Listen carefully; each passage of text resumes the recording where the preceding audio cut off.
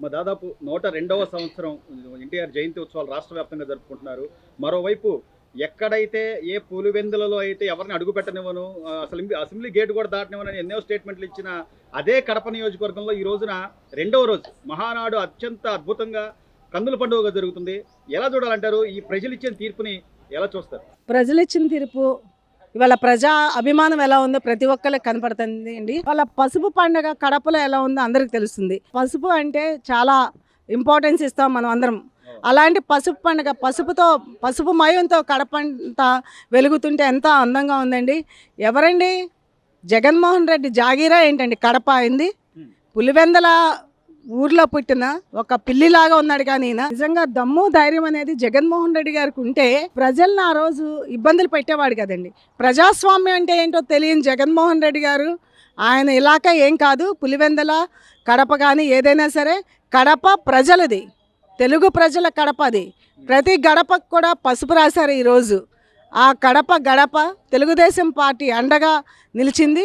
అక్కడ ప్రతి ఒక్కళ్ళు కూడా ఎంతో గొప్పగా అక్కడ మహానాడికి వచ్చిన ప్రజలందరినీ కూడా స్వాగతించిన విధానం చూస్తుంటే చాలా సంతోషంగా ఉంది. కానీ ప్రజలంతా కూడా 11 సీట్లే ఇచ్చి కనీసం ప్రతిపక్ష హోదా కూడా ఇవ్వకుండా పక్కన కూర్చోబెట్టినా కూడా మొన్న జగన్మోహన్ రెడ్డి గారు ప్రెస్ మీట్ లో మాట్లాడుతూ 3 ఏళ్ళు ఆగండి, సినిమా చూపిస్తాను, వచ్చేది మన ప్రభుత్వం అని ఆయన మాట్లాడుతున్నారంటే ఏంటి ఆయన మేకపోతు గాంభీర్యం ఎలా చూడాలంటారు? అంటే ఏమీ చేయలేక ఏదో వాళ్ళ పక్కన ఉన్న కార్యకర్తలకు ఒక భరోసా ఇవ్వాలంటే ఆయన మేకపోతు గాంభీర్యమే చూపిస్తున్నారు. ఏంటంటే సినిమా చూపించేది 5 ఏళ్ళు ప్రజలకు విధ్వంసం అనే సినిమా చూపించాడు, అది చాలా. ఇంకా ఈయన ఏదో సినిమా చూపిస్తాడంట, జగన్ జైలుకి అనే సినిమా ఈయన చూపిస్తాడమ్మా, కానీ ఇంకా అంతకుమించి చేసేది ఏం లేదని మేము చెప్తున్నామండి. ఈ రోజు మహిళలంతా కూడా పండగ వాతావరణంలో ఉన్నారు మేడం. ఎందుకంటే రేపు 12వ తారీఖు నుంచి తల్లికి వందనం కానివ్వండి, ఆ తర్వాత ఆగస్టు 15 నుంచి ఉచిత బస్సు కానివ్వండి, అన్నదాతలకు కూడా అన్నదాత సుఖీభవ పథకం అమలు చేస్తామని చెప్పి టైము డేట్తో సహా ఇచ్చారు. సో చెప్పిన మాట చెప్పినట్టుగా చంద్రబాబు నాయుడు గారు అమలు చేస్తున్నటువంటి ఈ విధానం ఎలా చూడాలంటారు? చాలా సంతోషదాయకం అండి. మీరు ప్రతి విలేజ్కి వెళ్ళండి, ఎక్కడికి వెళ్ళినా ఒక గ్రామం దగ్గర నుంచి పట్టణం దాకా ఎవరిని అడిగినా కూడా ఉచితంగా 3 సిలిండర్లు ఇస్తున్నారు మాకు చంద్రబాబు నాయుడు గారు. ఏదైతే సూపర్ 6 చెప్పారో అది అమలు చేస్తున్నారని చాలా సంతోషపడుతున్నారు. అదే రకంగా తల్లికి వందనం గత ప్రభుత్వంలో ఒక్కరికి ఇచ్చి అది పూర్తిగా ఇవ్వకుండా ఉన్న విధానం చూసాము. ఇప్పుడు ఇంట్లో ఎంతమంది ఉన్నా కూడా నలుగురికి కూడా తల్లికి వందనం స్కీమ్ పెడతామని చెప్పి మన చంద్రబాబు నాయుడు గారు చెప్పారు. జగన్మోహన్ రెడ్డి గారు ఒక్కరికి కూడా ఇవ్వలేదని ప్రజలందరూ తిట్టుకుంటున్నారు. కానీ ఈరోజు ఇంటెల్లపాది ఎంతమంది పిల్లలు ఉన్నారో వాళ్ళందరికీ కూడా చదువుకోవడానికి 15,000 చొప్పున ప్రతి ఒక్క బిడ్డకి ఇస్తున్నారు. అదే రకంగా చూసుకుంటే ఇవాళ చంద్రబాబు నాయుడు గారు ఉచిత బస్సు పథకం కూడా పెట్టారు. ఆగస్టు నుంచి ఉచిత బస్సు పథకం ఇస్తారు. అదే రకంగా రైతులకి భరోసాగా ఆయన అన్నదాత సుఖీభవ కింద కూడా అమౌంట్ ఏర్పాటు చేయడం జరుగుతుంది. ఆయన ఒక విద్యార్థులే కాదు, అదే రకంగా రైతుల దగ్గర నుంచి మహిళల దగ్గర నుంచి ప్రతి ఒక్కరికి అండగా ఉన్నారు. గత 5 సంవత్సరాల్లో రాష్ట్రాన్ని ఒక సంక్షోభంలో పెట్టినా కూడా ఇవాళ సంక్షేమ దిశగా అభివృద్ధి దిశగా చంద్రబాబు నాయుడు గారు తీసుకెళ్తున్నారు.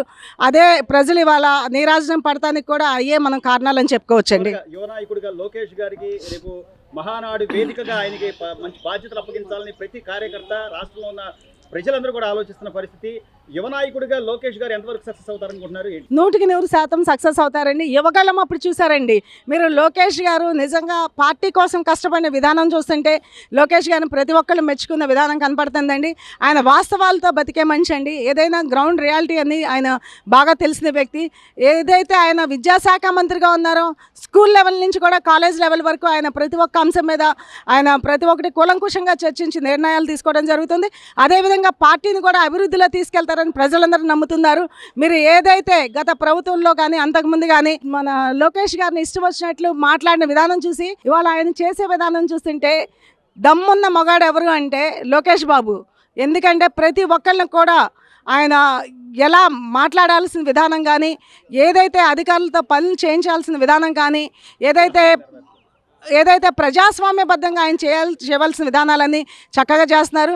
లోకేష్ సమర్థవంతమైన నాయకుడని ప్రతి ఒక్కళ్ళు కూడా ఆంధ్రప్రదేశే కాదు చుట్టుపక్కల ఏదైతే భారతదేశంలో ఉన్న తెలుగు ప్రజలందరూ కూడా మీరు చూసే ఉంటారు. మోడీ గారు ప్రత్యేకంగా పిలిపించుకొని అపాయింట్మెంట్ ఇచ్చారంటే అంత పెద్ద వ్యక్తి కూడా ప్రధానమంత్రి హోదాలో ఉండి ఈరోజు లోకేష్ గారు చేసే విధానాలు కానీ అన్నీ కూడా ఆయనకి నచ్చే ఈ రకంగా జరుగుతున్నాయని మేము చెప్తున్నామండి. దాదాపు సంవత్సరం అయిపోతుంది కూటమి ప్రభుత్వం పరిపాలన చేతికి వచ్చి. ఈ రోజున కడపలో జరుగుతున్నటువంటి మహానాడు కార్యక్రమం కానివ్వండి, రాష్ట్ర వ్యాప్తంగా జరుగుతున్న 102వ నందమూరి తారక రాముడి జయంతి ఉత్సవాలు కానివ్వండి, ఎలా అనిపిస్తుంది ఒక తెలుగుదేశం కార్యకర్తగా ఈ పరిపాలన తీరు మీద మీ అభిప్రాయం? చాలా బాగుంది. ఎందుకంటే ఈ రోజు నిజంగా మహానాడు పండగ ఏమో కానీ ఆంధ్రప్రదేశ్ మొత్తం కూడా 3 రోజుల పండగ. సంక్రాంతి పండగ ఎప్పుడైతే జనవరిలో ఉంటుందో, ఈ మహానాడు సంక్రాంతి పండగలాగా ప్రతి వీధిలో వాడలో రాష్ట్రం మొత్తం కూడా ఈరోజు జరుపుకుంటుంది. అదేవిధంగా ఈ రోజున నందమూరి తారక రామారావు గారు కలియుగ పురుషుడు 102వ జయంతి కార్యక్రమం అద్భుతంగా ఉత్సాహంగా ప్రజలు ముందుకొచ్చి స్వచ్ఛందంగా వాళ్ళ వీధుల్లోనూ వాళ్ళ వాడల్లోనూ ఈ కార్యక్రమం చేయడం జరుగుతుంది. అలాగే కడపలో ఈ రోజున చరిత్రలో నిలిచిపోయినటువంటి మహానాడు కార్యక్రమం జరుగుతుంది. దానికి తండోపతండోలుగా మన కార్యకర్తలు నాయకులు అందరూ కూడా ఆ కార్యక్రమానికి వెళ్ళిపోయి దాదాపు ఆ కడప మొత్తం కూడా కడపలో కాలు పెట్టనన్నటువంటి వాడిని కడపలో కూర్చొని ఈ మహానాడు జరుపుకోవటం అనేది చాలా అద్భుతంగా ప్రజలు కూడా హర్షిస్తున్నారు ఈ రోజున. గతంలో చూసాను సార్, అధికార దర్పంతో మాట్లాడిన మాటలు కానీ చేసిన పాత పనులు కానివ్వండి, అసలు కుప్పంలో పసుపు జెండా అనేది లేకుండా చేస్తాం, చంద్రబాబుని గెలవనివ్వమన్న సంవత్సరం తిరగకుండానే ఈ రోజు మీరు అన్నట్టుగా అదే కడప నియోజకవర్గంలో పసుపు జెండాలు రెపరెపలాడుతున్నాయి. అంటే ఈ మార్పు ప్రజలు ఇచ్చిన తీర్పుగా అనుకోవచ్చు అంటారు. తప్పకుండా. ఎందుకంటే ఏ రోజైతే జగన్మోహన్ రెడ్డి పరజాలు కట్టుకొని జనాలు కనబడకుండా బటన్ నొక్కుతానని చెప్పేసి జనాలను మోసం చేసినటువంటి మోసం, ప్లస్ అతను డాక్యుమెంట్స్ మేము ఉంచుకుంటాం, జిరాక్స్లు మీకు ఇస్తాం అనే ఒక యాంటీ జనాల్లోకి ఎప్పుడైతే వెళ్ళిందో అతను నమ్మి మొత్తం రాష్ట్రం మొత్తం కూడా నాశనం అయిపోతాం అనే ఒక ఉద్దేశంతో జనాలు వన్ సైడ్ వారు లెక్క మన కూటమికి అధికారం ఇచ్చారు. రేపటి రోజున తప్పనిసరిగా ఈ చంద్రబాబు నాయుడు గారు ఈ కూటమి ప్రభుత్వం అనుకున్నటువంటి కార్యక్రమాలు మొత్తం కూడా సక్సెస్గా నడిపించడానికి ఈ రోజున మహానాడు ఒక వేదిక అవుతుంది. సంక్షేమ పథకాలు అమలు చేస్తున్నారు, ఏదైతే చెప్పారో ఆయన అవన్నీ కూడా నిదానంగా ఒక్కొక్కటి అమలు చేస్తున్నారు. ఒక పక్క అమరావతి డెవలప్ చేస్తున్నారు, మరోవైపు పోలవరం, ఇన్ని జరుగుతున్నా కూడా జగన్మోహన్ రెడ్డి గారు మాత్రం రీసెంట్గా కూడా ప్రెస్ మీట్లో 3 ఏళ్ళు ఆగండి తర్వాత సినిమా చూపిస్తాను అని చెప్పి ఆయన గాంభీర్యాలు పలుకుతున్నారంటే ఏంటి సార్, ఎలా చూడాలా? దీన్ని ప్రజలు ఒక్కసారి గమనించాలి. పాకిస్తాన్ ఏ విధంగా అయితే ఉందో మన భారతదేశాన్ని కబళించడానికి ఈ వైఎస్ఆర్ పార్టీ నాయకులు, దానికి అధినేత జగన్మోహన్ రెడ్డి ఈ ఆంధ్రప్రదేశ్ని కబళించడానికి మాత్రం సిద్ధంగా ఉన్నారు. ఎందుకంటే అతను ఇచ్చినటువంటి వార్నింగ్లు కానీ, అతనికి ఇచ్చినటువంటి వాయిస్ కానీ, ఒక గవర్నమెంట్ ఉద్యోగుల్ని, పోలీసులు కాదు, ఒక మీడియా వాళ్ళని కాదు, ఎవరిని కూడా ఈ రోజున అతను వదలకుండా ప్రజలను కూడా మిమ్మల్ని నేను హింసిస్తానని చెప్పేసి డైరెక్ట్గా అతను మీడియా ముందుకు వచ్చి మాట్లాడుతున్నాడంటే తన ఎంత సైకోతనమో మనం ఆలోచించుకోవాలి.